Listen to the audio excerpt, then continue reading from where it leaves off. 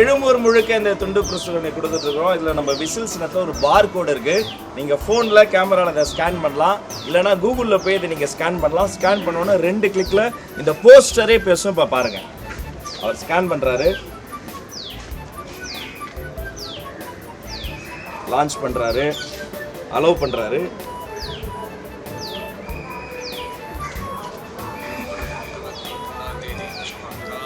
கிட்ட வாங்க.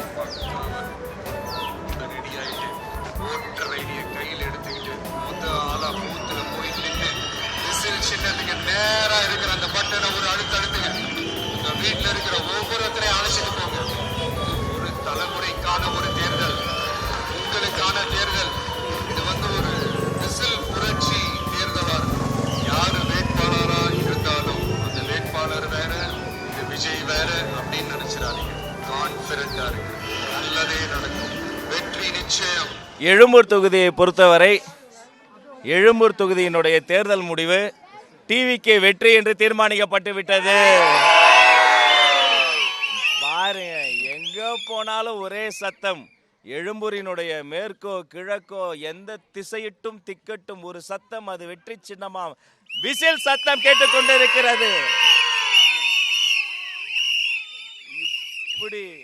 இப்படி ஒரு வரவேற்பு, இப்படி ஒரு செலிப்ரேஷன், இதெல்லாம் ஐயோ தீபாவளி வந்துருச்சா, பொங்கல் வந்துருச்சா? இல்லப்பா, எங்க தளபதி ஆட்சி வந்துருச்சு, எழும்பூர்ல ஆட்சி வந்துருச்சு.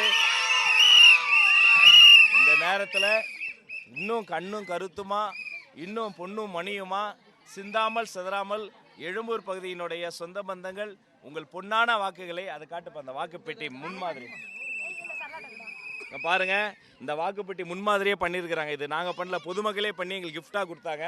அதில் சீரியல் எண் 9 ராஜ்மோகன் விசில் சின்னத்தில் இப்படி அமுக்குனா ஓட்டு போட்டீங்க, தமிழ்நாடு தலையெழுத்து மாற போதுங்க. பாருங்க,